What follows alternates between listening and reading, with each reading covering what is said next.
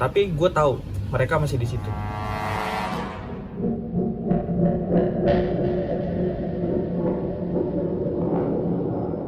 Lu sakit tersebut.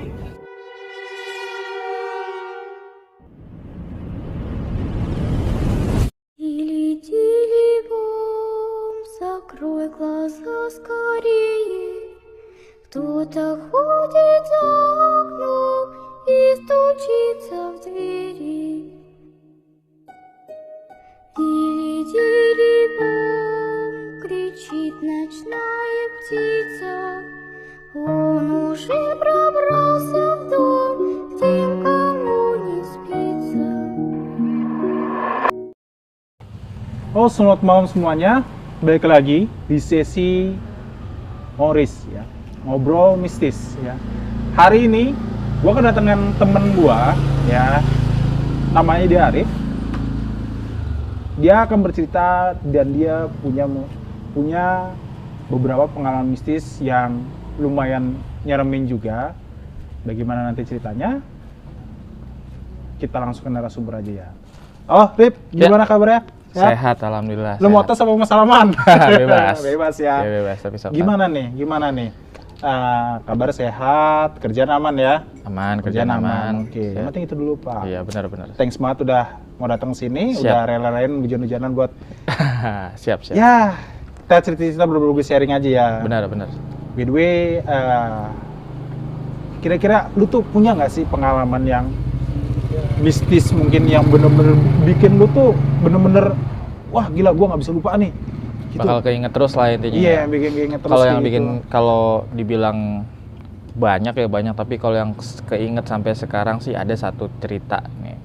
Oke. Iya, pengalaman yang benar-benar bikin gua apa sih ibaratnya terngiang-ngiang sampai sekarang. Jadi kalau misalkan gua lagi sendiri atau apa, jadi kayak ada trauma gitu sih. Oh.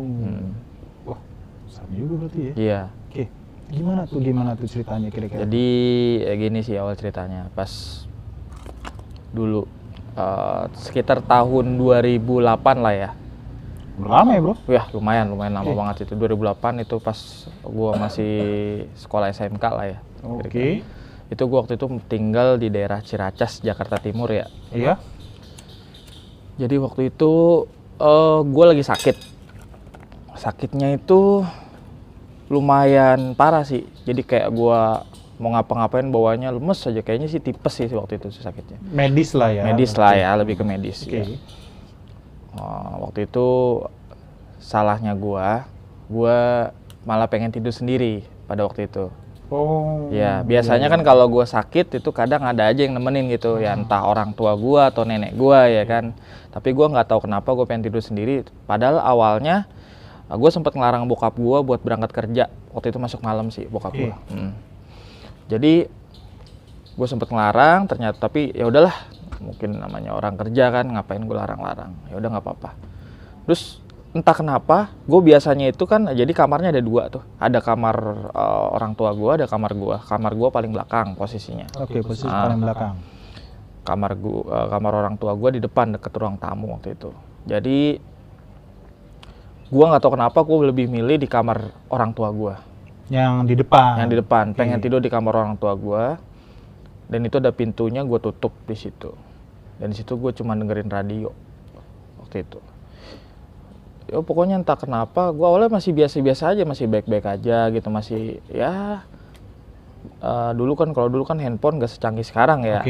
Jadi cuman kayak yang main-main game-game ya Tetris gitu. Terus lama-lama gue ngerasa kayak ngantuk banget gitu. Radio tetap bunyi, tapi radio tetap standby bunyi terus. Pokoknya gue hidupin terus lama-lama gue ngantuk tidur. Tiba-tiba di sekitaran jam-jam, seingat gue sih ya, sekitaran jam-jam 1-an gitu gue sempat mendusin. Malam. Oke. Itu kayak ada, tiba-tiba kayak ada suara kiung gitu, kayak apa sih, kayak suara Petasan mungkin ya, yang petasan kayak apa sih namanya tuh, kayak suara klip gitu, ya kayak petasan mirip-mirip. Petasan jangwe lah ya. Ya, gitu yang Oke, cus gitu kayak gitu. Apa sih? Roket apa ya? Petasan roket ya. Gue pikir itu suara dari radio awalnya. Iya. Jadi kan lagu di radio jalan terus. Terus seingat gue waktu itu lagi pas lagu Niji. Gue tahu dong lagu Niji itu part-partnya kayak gimana, Iya, suara-suaranya iya, seperti iya. apa ya. Harus Nijiholic banget ya. Ya, nggak juga sih, Iya, be aja. iya, Cuman, iya aja cuman ya. ngerti lah, maksudnya Oh, iya, iya. kita lagu apapun yang sering kita dengerin kan pasti tahu part-partnya, nggak Iya. mungkin ada yang aneh-aneh. Betul. Tiba-tiba ada suara-suara aneh gitu awalnya, suara-suara kayak orang mendesah gitu. Cuman suara kayak suara cowok. Cowok. Iya, kayak suara cowok. Di situ gue makin takut. Waduh, ini udah mulai aneh-aneh nih. Cuman gue kuatin diri, ya udahlah. Gue kuatin diri, ya udah gue hadepin. Habis gue juga mau bangun tuh rasanya gue udah lemes. Karena emang kondisi badan kurang fit juga ya. Iya, itu kondisi lagi tipes, kepala pusing, keliangan. Jadi kalau bangun tuh nggak kuat. Ya udah, gue kuatin, udah biarin gue di situ. Kondisi udah bener-bener tengah malam, nyokap gue tidur di belakang kan, nggak sama gue. Udah gue kuatin. Cuman gue di situ pejamin mata. Gue nggak mau ngelihat apapun yang terjadi di depan mata gue saat itu. Berusaha untuk tidur lah ya. Berusaha, ya udah, bikin dimain aja. Tiba-tiba gue ngerasain merinding tuh gue. Padahal itu kisah gue udah lama banget. Itu tiba-tiba kayak ada yang naik di tempat tidur gue. 1, 2, 3, 4, 5. Mungkin kalau gue feeling gue itu sekitar ada 10-an. Wah, serius lu? Iya, Berasa di tempat tidur? berasa banget itu di tempat tidur. Terus apa yang lu lakuin di saat lu ngerasain ada yang di tempat tidur sampai saya kira 10 orang tersebut? Yang lu lakuin tuh apa di saat itu? Gue cuman merem sambil baca ayat kursi dan ayat suci Al-Quran sebisa gue aja. Tapi gue sambil begini di tembok. Dan itu bener-bener terasa banget dia itu genjot-genjot itu tempat tidur. Allah. Brung, brung, brung. Dan dengan, langsung merinding tuh. Kenceng itu, Pak? Kenceng banget. Dan dengan suara-suara desah-desah, suara laki-laki lah. Lebih ngegeram mungkin? Iya, gitu-gitu. Cuman gue berusaha nguatin diri gue, ya udahlah biarin, gue hadepin. Mungkin subuh hilang, gue mikirnya ke situ. Yap. Itu kalau gue hitung-hitung dia mulai kedatangan makhluk astral itu sekitar dari jam 1:30 mungkin ya. 1:30 malam. 1:30 malam. Gue pikir, mungkin bentar juga hilang. Kok makin lama makin intens, suara kerap-kerip lagi tuh kayak petasan, wiung gitu. Makin intens, makin digoyang-goyang, terus kayak apa namanya? Megang-megang badan gua dari kaki sampai paha. Berarti sentuhannya terasa? Terasa banget, tapi kayak apa sih, kayak ada dan tiada gitu tangannya. Set. Oh, berarti itu pindah-pindah ya, Pak ya? Iya, Oke. pindah-pindah. Udah, terus gue diam aja terus sambil baca-baca. Tetap nggak hilang terus. Hilang mungkin sebentar, sekitar setengah jam. Tapi gue tahu mereka masih di situ. Setengah jam, udah gue tenang sebentar. Begitu lagi, terus-terusan sampai sekitar jam. Gue pikir nih, udah jam 4 pagi nih. Udah selesai lah. Mereka nggak akan ngeganggu gue lagi. Ternyata sampai jam 4 pagi, biasanya kan kalau di masjid itu kebetulan rumah gue samping masjid. Oh iya. Ada tuh udah peringatan kalau jam 4, kalau subuh itu kan sekitar 4:30 ya. Iya, Ada peringatan kayak as-sholatu khairum minan naum. Iya, Gue udah agak sedikit lega. Udah subuh Mungkin nih. udah subuh nih. Kan. Ternyata enggak, Bro. Dia tetap ada di situ. Masih lanjut? Masih lanjut. Terus ya udah, gue berusaha tenang sambil pasrahin diri aja sama Yang Maha Kuasa. Ya Allah, kalau emang udah jalannya gue kayak gini, udah jalannya gue emang harus diganggu terus, atau memang udah umur gue sampai di sini aja, ya udah gue pasrah gitu. Sampai jam ajan pun masih lanjut. Sampai pada akhirnya sekitar 5:30 pagi itu nyokap gue bangun. Orang tua gue bangun, iya, ibu gue bangun, buka hordeng depan. Di situ gue teriak sekencang-kencangnya, manggil ibu gue. Akhirnya didobrak tuh pintu, lampu diterangin, keluar itu sekelebat hitam banyak banget, wus. Nampak di mata lu? Nampak, tapi sekelebat aja, nggak kelihatan jelas wujudnya gitu, realnya, cuman wus kayak cepet banget ya, ya. Pak ya. Terus ditanyakan sama nyokap, kenapa gitu? Terus digangguin sama makhluk halus gitu. Setelah itu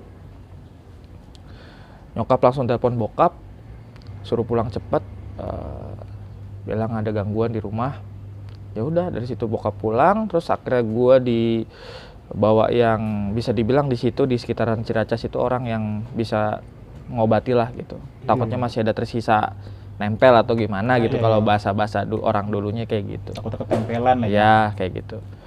Udah dibawa, terus kasih amalan itu. Dan di Terawang sama dia, gue disuruh minum air putih gitu kan. Cuman udah dibacain sama dia, dibacain surat ayat Al-Quran lah. Nah di Terawang sama dia ternyata, tahu nggak itu sejenis apa? Apa tuh Pak? Sejenis kayak monyet lebat, sejenis genderuwo. Jenis genderuwo. Iya, dan bener jumlahnya gue hitung itu bener sama, 10 makhluk astral. Sorry nih, by the way lo ngomong gitu, gue jujur gue ikut merinding nih Pak. Ya. Semenjak kejadian itu semasa gue masih sekolah ya, itu banyak hal-hal goib yang sering gue alamin. Kayak gue ke sekolah, kuping gue selalu denger aktivitas mereka atau mereka selalu membisikkan sesuatu ke gue. Dan itu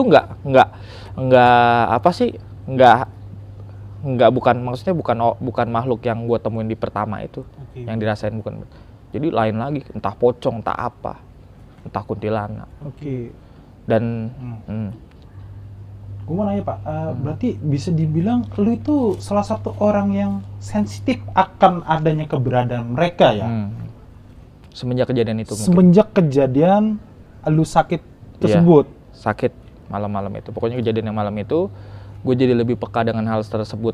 Hal-hal yang berbau-bau makhluk astral. Cuman kalau buat ngelihat sih jarang. Tapi kalau buat suara di kuping gue kanan kiri itu sering. Dan waktu kan setelah udah balik lagi nih ya, setelah gue udah diobatin, terus disitulah ditanya sama si ustadz itu, Bapak sebelumnya ngelakuin apa? Diingetin nggak sama bokap gue? Oh iya, di belakang kan kayak ada di dapur, terus ada pintu lagi, di luarnya itu kayak ada pohon ya. Iya. Itu ditebang sama bokap belum lama, pohon palem kecil sih emang. Dan itu ternyata jadi penyebab mereka marah. Katanya sih kayak begitu. I see. Ya mungkin ya rasa nggak terima jadi usil ya. Iya bisa dibilang sih kayak gitu. Dan mulai dari situ gue awal mikirnya wah ini udah selesai, udah clear lah gitu, udah diobatin. Ternyata enggak bro. Setelah itu malamnya datang lagi. Lanjut lagi tapi nggak yang sampai gua sampai dia ke badan gua, enggak. Cuman suara-suara itu berisik banget di kanan kiri kuping gua. Sampai awalnya gua tidur kayak sama ya, gua tidur tiba-tiba kebangun kayak gitu. Dan konsepnya kadang selalu kayak, lu pernah dengar istilah rep-repan nggak sih? Jadi tangan kita nggak bisa gerak. Awalnya konsepnya kayak gitu, gue mikir mungkin badan gue capek karena kurang tidur kan. Karena gue tuh dari yang setelah gue digangguin itu kan, dari 1:30 pagi sampai itu kan gue nggak tidur. Mungkin karena itu jadi gue capek. Ternyata enggak, berlanjut berisik seperti itu. Akhirnya ya gue disaranin sholat hajat, bokap gue juga ngaji di situ. Itu sekitar jam berapa ya? Malam juga sih, tengah malam. Udah clear. Jadi gue selalu tidur itu nggak pernah sendiri di situ. Dan semenjak kejadian itu, padahal itu kan kejadian di kamar bokap ya. Tapi entah kenapa gue pernah nyoba sekali tidur sendiri di kamar belakang. Ketika gue tidur itu kayak berasa mimpi atau nyata gue nggak ngerti. Tiba-tiba gue lagi kebelet kencing, ya kan? Gue ke kamar mandi, itu ada nenek-nenek lagi duduk. Sosok nenek-nenek. Putih, iya. Rambutnya putih, merinding tuh langsung dengan pakaian warna serba hitam, melotot ke gue langsung kabur. Mimpinya seperti itu. Udah dari situ gue nggak mau tidur di kamar belakang, dan gue udah tidur di ruang tamu seterusnya sampai pada akhirnya finalnya ya 2008 akhir. Itu 2008 akhir. Iya, finalnya 2008 akhir itu gue ada study tour. Dari sekolah, waktu gue sekolah waktu itu Jawa Bali. Waktu di Bali juga itu entah mungkin dia tahu gue lagi peka-pekanya, lagi sensitifnya dengan kehadiran mereka. Itu gue pernah kamar gue mojok, kamar gue agak pojok sih itu. Itu dari jam 12 malam. Itu gue tidur sama teman gue, padahal teman gue tapi bener-bener nggak bisa dibangunin dari tidurnya. Udah gue gini-giniin, gue sambil merem, gue gini-giniin, tetap dia nggak respon, nggak terjaga lah gitu ibaratnya. Dan di saat itu lu lagi disengin juga ya? Iya, itu suara kuda lewat. Lutuk. Suara kuda? Iya, suara kuda. Lutuk. Bulak-balik. Udah gue baca doa sebisa gue, baca ayat kursi sebisa gue. Dan alhamdulillah sih jam 4 pagi azan subuh. Betulan. Gue pikir di Bali nggak ada azan subuh, ternyata ada. Alhamdulillah hilang. Udah. Di situ bener-bener deh. Pokoknya semenjak kejadian yang pertama itu gue disamperin sama 10 makhluk astral itu, jadi lebih sensitif, jadi kurang tidur. Ya bayangin aja, bro, kita mata udah ngantuk, udah lelah. Tiba-tiba kebangun dengan kuping yang dengan suara-suara nggak jelas sih ya, suara-suara yang aneh-aneh itulah. Ganggu banget sih. Ganggu banget iya. Itu bener-bener deh, itu di Bali kejadiannya seperti itu. Nggak lama kan pulang ke Jawa tuh. Sampai di Dieng pun, itu gue kayak berasa di atas kapal. Dan ternyata bener. Di atas kapal, sorry, kayak berasa keombang ambing gitu apa? Iya, berasa Oke, keombang berasa ambing. keombang ambing. Padahal posisi gue udah di Dieng. Iya. Gitu, udah di pegunungan kan, udah di daratan. Itu berasa keombang ambing, terus gue telepon yang pernah nanganin gue, yang pernah ngobatin gue. Dibantu dari jauh. Ternyata yang dari Bali ngikut sejenis kunti. Sejenis kunti, Pak? Iya, ngikut dari Bali sampai Dieng. Udah dibantu, gue juga bantu doa, alhamdulillah hilang. Puncaknya itu sih, udah dari Dieng, pas menuju Jakarta, gue sempat tidur di bis kan tuh. Itu gue pikir teman gue iseng. Gue diginiin. Tangan berasa banget, tapi pas gue bangun, hilang. Berasa dipiting? Iya, berasa digini. Pas gue bangun hilang. Puncaknya di situ. Terus gue sampai bilang sama bokap gue, ini gimana caranya? Gue nggak mau kayak gini-gini terus, capek bener asli. Iya. Capek. Walaupun gue nggak ngelihat secara real, tapi ya gimana sih risih kita mau aktivitas kesini. Contoh kayak, ini gue udah sepulang dari Bali ya. Contoh gue kayak mau sholat jamaah di masjid gitu. Iya. Diikutin 3 pocong. Bayangin loh, mama ke masjid, diikutin 3 pocong. Sampai gue sholat pun, gak mempan. Dia masih kanan kiri nih, bisikin dengan suara ya nih, gue contohin aja. Gitu-gitu terus. Sampai gue emosi, gue bilang, lu mau lu apa? Lu tunjukin sekarang depan gue, wujud lu kayak apa? Kita duel di sini. Jangan lu main belakang kayak gini. Risih lah bro, ya kan? Iya. Ganggu banget sih iya. asli. Tapi nggak hilang-hilang juga. Terus akhirnya, dan nggak tahu kenapa ya, gue juga nggak ngerti. Ketika ada bokap gue di samping gue, ceder, makhluk-makhluk itu hilang. Gue nggak ngerti. Nggak nampak sama sekali. Iya, nggak ada nampak di kuping atau dengar-dengar lagi, nggak ada. Tapi ketika bokap gue minggir atau bokap gue kerja atau apa, itu muncul lagi. Dan pada akhirnya waktu itu, entah kenapa, alhamdulillah sih Rabbil Alamin atas izin Allah juga ya gitu. Melalui perantara yang ngobatin gua. Ini gimana, Rip? Mau ditutup aja atau enggak? Tutup apa tuh, Pak? Kupingnya, biar enggak dengar suara kayak gitu lagi, biar nggak peka lagi. Ya lebih baik ditutup aja, iya. Berarti dibuang nih. Jadi usut punya usut. Ini sih mau percaya nggak percaya terserah ya. Iya. Ini versi si yang ngobatin gue katanya. Jadi sebenarnya gue tuh adalah bisa dibilang tuh keluarga gue, leluhur gue yang dari Jawa, salah satu tempat yang nggak bisa gue sebutin lah. Itu dulunya itu nenek, bisa dibilang bukan nenek sih, kakek buyut gue itu dulu juga suka ngobatin orang. Nah cuman ketika dia mau wafat, itu nggak ada yang mau diturunin, mau cucunya mau anaknya. Nggak ada yang mau buat jadi penerus. Nah tuh, nah itu katanya sih itu bakal turun ke gua. Cuman karena di saat waktu itu kan umur gua sekitar 17-18 tahun ya mungkin ya. Belum siap juga. Belum siap. Jadi ya kayak gitu. Jadi makhluk astral menurut si yang ngobatin gue ini suka sama gua. Karena gua wangi. Iya, iya. Versinya Iya, mereka iya, tuh kayak gitu, iya. versinya yang ngobatin gue versi makhluk astral Iya, tuh iya. gue wangi. Gue paham sih kalau Nah. masalah itu dan apa ya mungkin kalau gue rasa sih sedikit banyak relate sih. Tapi yang gue penasaran sampai detik ini berarti udah ditutup semua. Ditutup. Ditutup.